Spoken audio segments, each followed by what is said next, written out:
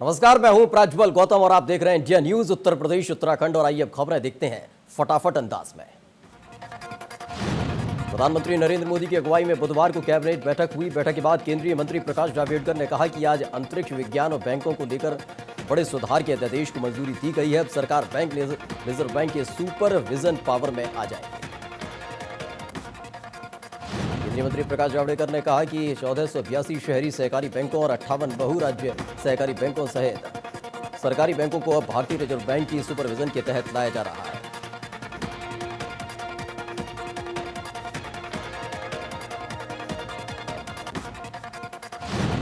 रूस में आज विक्ट्री डे परेड सेलिब्रेट किया गया। ये विक्ट्री डे परेड द्वितीय विश्व युद्ध में जर्मनी पर रूस की जीत के जश्न के तौर पर मनाया जाता है। परेड में रक्षा मंत्री राजनाथ सिंह मौजूद रहे।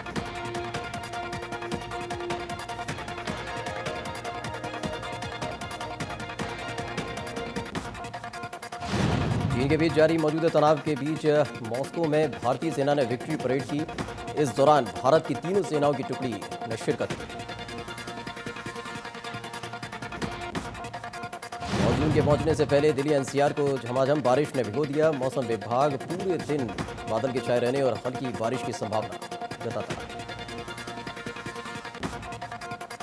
गाजियाबाद में भी कई इलाकों में बारिश हुई। बारिश से लोगों को गर्मी से राहत मिली। वहीं नोएडा में भी झमाझम बारिश हुई।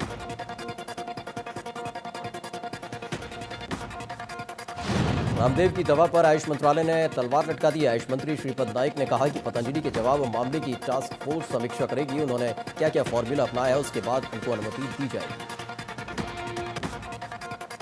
आयुष मंत्रालय ने साफ कर दिया कि कंपनी को पहले इस दवा के परीक्षण और अन्य जानकारियों को उसके साथ साझा करना होगा। मंत्री श्रीपद नाइक ने कहा कि इजाजत नहीं लेना ही हमारी आपत्ति है। अगर कोई दवाई लेकर मार्केट में आता है और बनाता है तो खुशी की बात है, उससे किसी को एतराज नहीं है। श्रीपद नाइक ने कहा कि आयुष मंत्रालय भी अपनी दवाई पर काम कर रहा है और जुलाई महीने तक आयुष मंत्रालय भी कोरोना वायरस की दवाई लेकर मार्केट में आ सकता है। अध्यक्ष जेपी नड्डा ने राहुल गांधी पर जमकर निशाना साधा। उन्होंने ट्वीट कर कहा कि एक वंश के कर्मों की वजह से हमने अपनी जमीन का हजारों वर्ग किलोमीटर का हिस्सा खो दिया। नड्डा ने कहा कि सियाचिन ग्लेशियर लगभग चला गया था और भी बहुत कुछ, इसलिए कोई आश्चर्य नहीं कि भारत ने उन्हें खारिज कर दिया है।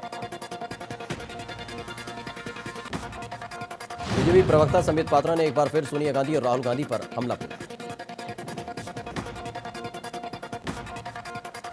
पात्रा ने कहा कि कांग्रेस ने सत्ता में रहते हुए ऐतिहासिक भूल की है। एक परिवार की गलतियों को पूरा देश भुगत रहा है। उन्होंने पूछा कि चीन के मसले पर कांग्रेस का रवैया नरम क्यों है। संबित पात्रा ने कहा कि कांग्रेस में पाकिस्तान चीन ने भारत की 78,000 स्क्वायर किलोमीटर की जमीन हड़प ली है।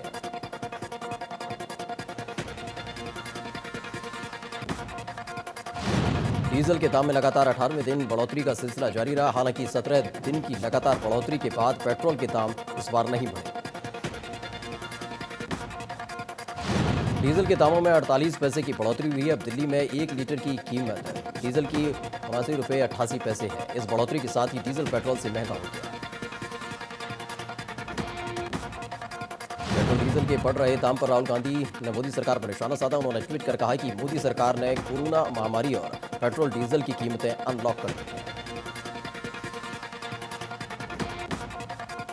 देश में कोरोना का कहर जारी है। पिछले 24 घंटे में कोरोना के 15,968 नए मामले सामने आए। वहीं कोरोना से एक दिन में 465 लोगों की मौत हुई। 24 घंटे में कोरोना के 15,968 नए मामले।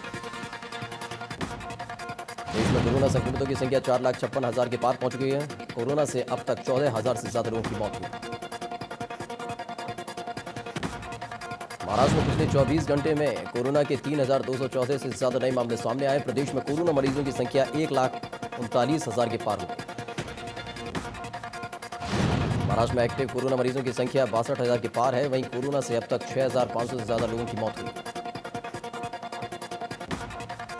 दिल्ली में पिछले 24 घंटे में रिकॉर्ड कोरोना मरीजों की संख्या 3,947 हो गई है। इसके साथ ही दिल्ली में कोरोना मरीजों की संख्या 66,000 के पार पहुंच गई है। लखनऊ में कोरोना मरीजों का आंकड़ा 64,600 के पार पहुंच चुका है। वहीं 35,000 से ज्यादा लोग ठीक हो चुके हैं। बीते 24 घंटे में 2,516 केस सामने आए। गुजरात में पिछले 24 घंटे में कोरोना वायरस के 549 नए मामले सामने आए हैं। राज्य में कोरोना से अब तक 28,429 लोग संक्रमित हो चुके हैं। वहीं राजस्थान में कोरोना मरीजों का आंकड़ा 15,431 हो चुका है। वहीं 12,000 से ज्यादा मरीज डिस्चार्ज हो चुके हैं। मध्य प्रदेश में पिछले 24 घंटे में कोरोना के 183 नए मामले सामने आए। राज्य में कोरोना मरीजों की संख्या बढ़कर 12,261 हो चुकी है। बिहार में पिछले 24 घंटे में कोरोना के 157 नए मामले सामने आए। राज्य में कोरोना मरीजों का आंकड़ा बढ़कर 8,000 के पार पहुंच चुका है। वहीं 6,027 से ज्यादा मरीजों को डिस्चार्ज किया जा चुका है। और प्रदेश में कोरोना मरीजों की संख्या बढ़कर 9,834 हो गई है। पिछले 24 घंटे में कोरोना के 462 नए मामले सामने आए। कोरोना वायरस का कहर पश्चिम बंगाल में भी देखने को मिल रहा है। राज्य में कोरोना मरीजों की संख्या 14,728 हो चुकी है। पिछले 24 घंटे में कोरोना के 370 नए मामले सामने आए। कर्नाटक में कोरोना मरीजों की संख्या बढ़कर 9,721 हो चुकी है। वहीं 6,004 मरीज ठीक हो चुके हैं।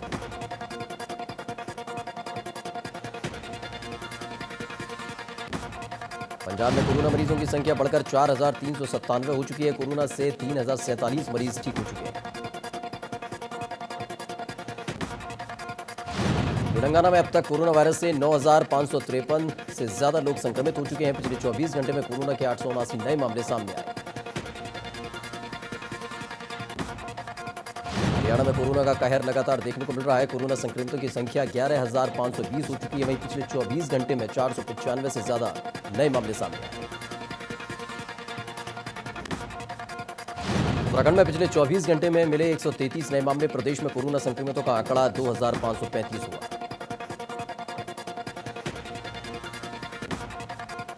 यूपी में कोरोना संक्रमितों की संख्या में लगातार इजाफा हो रहा है। बीते 24 घंटे में प्रदेश में कोरोना के 571 नए मामले सामने आए। राज्य में कोरोना संक्रमितों की संख्या 19,000 के पार पहुंच चुकी है। वहीं राज्य में अब तक कोरोना से 588 लोगों की जान जा चुकी है।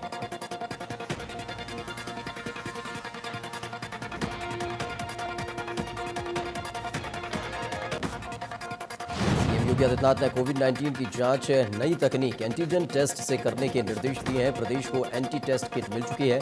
पूरे प्रदेश में इनके ही जरिए अब जांच शुरू हो जाएगी। एंटीजन टेस्ट लखनऊ, प्रयागराज, वाराणसी, गोरखपुर, कानपुर मंडल और मेरठ मंडल के जिलों में शुरू हो चुकी है। सीएम ने हर थाने, अस्पताल, राजस्व न्यायालय, तहसील, विकासखंड और जेल में कोविड हेल्प डेस्क की स्थापना के आदेश भी दिए।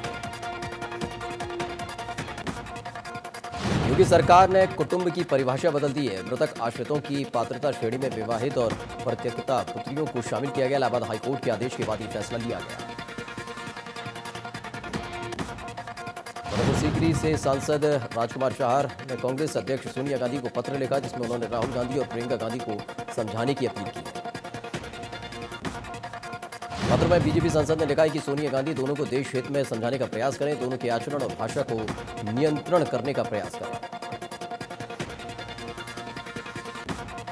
हज बोर्ड मंत्री मोहसिन रजा ने कहा कि सऊदी अरब ने इस साल हज की इजाजत नहीं दी है। विदेश से आने वालों के लिए हज की इजाजत नहीं है। उन्होंने कहा कि जायरीनों का पैसा वापस किया जाएगा।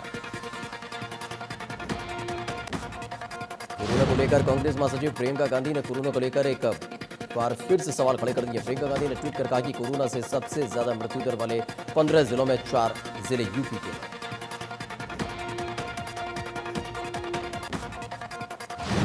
शाहजहांपुर में एक दीवार को लेकर किसान धरने पर बैठ गए हैं। दरअसल किसानों ने एक फैक्ट्री मालिक पर खेत पर जाने वाले रास्ते पर दीवार खड़ी करने का आरोप लगाया है।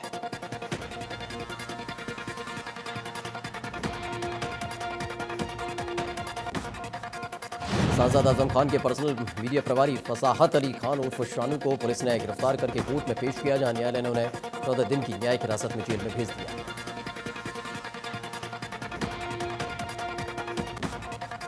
फतेहपुर में पुलिस को बड़ी कामयाबी मिली है। कंचनपुर गांव से 700 लीटर देसी शराब बरामद हुई है। पुलिस ने 3 लोगों को गिरफ्तार किया।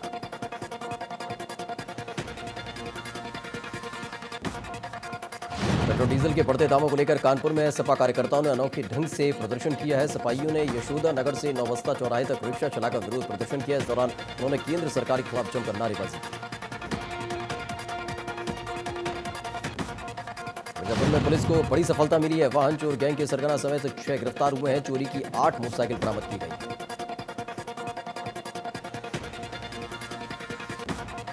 मेरठ में डेयरी संचालकों को नालों में गोबर बहाना महंगा पड़ा है। 45 डेयरी संचालकों पर 3 करोड़ 55 लाख का जुर्माना लगा है।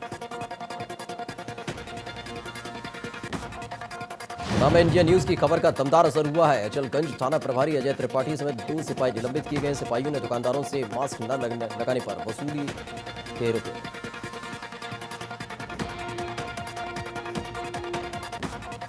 सिद्धार्थनगर जिला अस्पताल में फार्मासिस्ट की मौत के बाद परिजनों ने जमकर हंगामा किया। परिजनों का आरोप है कि पीएचसी में तैनात डॉक्टर श्रवण तिवारी दिनेश यादव ने अपने चैम्बर में बुलाकर जमकर फटकार लगाई।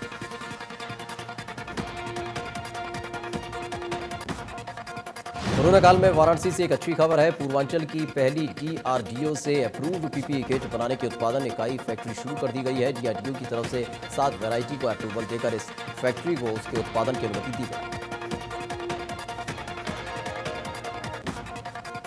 कोरोना के कहर को देखते हुए लखनऊ के सभी थानों पर कोरोना हेल्प डेस्क बनाई गई है। उस हेल्प डेस्क पर 24 घंटे एक सिपाही तैनात रहेगा।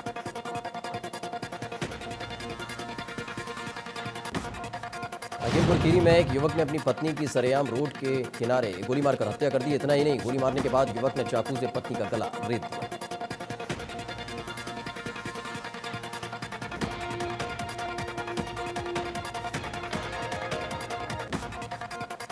लॉकडाउन में ट्रैफिक व्यवस्था को देखने के लिए गाजियाबाद एसएसपी कलानिधि नैथानी खुद सड़क पर उतरे और इस दौरान एसएसपी ने गाड़ी के पीछे शीशे पर अश्लील स्टिकर लगाते गाड़ी को रोकर तुरंत स्टिकर हटवाया।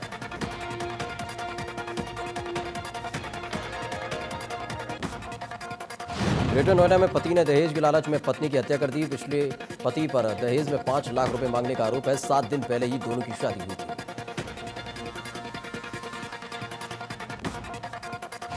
हाथरस के गेट थाना इलाके में निर्माणाधीन घर में हादसा हो गया। मलबे में दबकर 2 लोग घायल हो गए हैं। दोनों को रेस्क्यू कर अस्पताल में भर्ती कराया गया।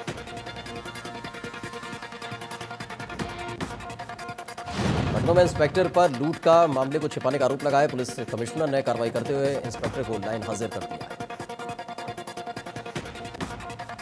शराब व्यापारी से बदमाशों ने जेवरात और कैश की लूट की थी। विरोध करने पर बदमाशों ने उसे हत्या की धमकी दी थी। फिलहाल पुलिस ने खुद तहरीर लिखकर पीड़ित से दस्तखत कराए। सुल्तानपुर के बल्दी राय थाना इलाके में विवाद सुलझाने के लिए पुलिस ने अनोखा तरीका निकाला है। पुलिस ने महिला को 3 तलाक की सलाह दी।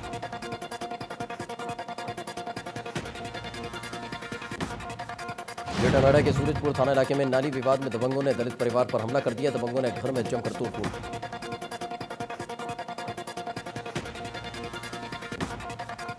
राज्य में सरकारी अस्पतालों ने सभी तरह के मरीजों के लिए ओपीडी सेवाएं शुरू कर दी हैं। सीएमओ का आदेश है कि कोरोना हेल्प डेस्क में बुखार से संबंधित मरीज अलग से देखे जाएं।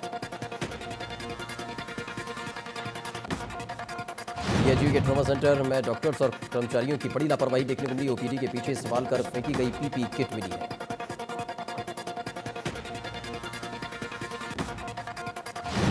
कासगंज के रेलवे स्टेशन पर सोशल डिस्टेंसिंग की खुलेआम धज्जियां उड़ी। भट्टा मजदूरों को लेकर ट्रेन बिहार जा रही थी। रेलवे स्टेशन पर मजदूरों का जमावड़ा देखने को मिला। गाजीपुर के कोरोना अस्पताल की बदहाली का वीडियो वायरल हुआ है। वायरल वीडियो में अस्पताल की बदइंतजामी को कोरोना मरीजों की ओर से दिखाया जा रहा है। कोविड-19 अस्पताल परिसर के चारों तरफ मेडिकल वेस्ट का अंबार है। मरीजों को सोने के लिए गद्दे तक उपलब्ध नहीं कराए गए। बिजनौर में पुलिस ने नकली नोटों के साथ 2 आरोपियों को गिरफ्तार किया। पुलिस ने बदमाशों के पास से अवैध तमंचा, जिंदा कारतूस और चाकू बरामद किया है। पश्चिमांचल विद्युत वितरण निगम ने औद्योगिक वाणिज्यिक श्रेणी के उपभोक्ताओं को फिक्स्ड चार्ज में छूट योजना की शुरुआत की। अधिकारियों ने प्रशासन से अनुमति लेने के बाद मीटर रीडर्स को पीपीई किट पहनाकर उपभोक्ताओं के बिजली के बिल निकालने भेजा। ग्रेटर नोएडा के दादरी थाना इलाके में ईस्टर्न पेरिफेरल हाईवे पर ग्रिल को तोड़ते हुए कार गिर गई। हादसे में 4 लोग घायल हो गए। सभी लोग हरिद्वार से पलवल जा रहे थे। कौशाम्बी के सैनिक कोतवाली इलाके में खाना मांगने पर एक पिता ने अपने बेटे को जंजीरों में जकड़ दिया, जिससे वो खाने तक नहीं पहुंच सका। सोनभद्र के जिलाधिकारी ने एक गांव एक बाग की योजना लॉन्च की है। योजना के तहत हर ग्राम पंचायत की सरकारी भूमि पर एक फलदार बाग लगाया जाएगा। भाग को गांव के लोग ही तैयार करेंगे और उनके मजदूरी पर भुगतान मनरेगा से किया जाएगा। इस भाग की सुरक्षा से लेकर फलों पर ग्राम पंचायत का अधिकार होगा। रुड़की के नगला कुबड़ा बलेलपुर में लूट और मारपीट की घटना में पुलिस ने एक आरोपी को गिरफ्तार किया है। पुलिस ने उसके पास से एक अवैध चाकू और मोबाइल भी बरामद किया। चमोली के कर्णप्रयाग में उस वक्त मातम छा गया जब जम्मू कश्मीर के पुंछ में तैनात सुरेंद्र नेगी का शरीर उनके पैतृक गांव पहुंचा। इस दौरान सैकड़ों की तादाद में लोग भारत माता की जय और सुरेंद्र नेगी अमर रहे के नारों के साथ शहीद के पार्थिव शरीर की अंतिम यात्रा में शामिल हुए। नैनीताल में जान जोखिम में डालकर लोग रफ्तों को पार कर रहे हैं। ताजा मामला हल्द्वानी सितारगंज रोड के बीच शेर नाला का है, जहां एक युवक तेज बहाव में बह गया।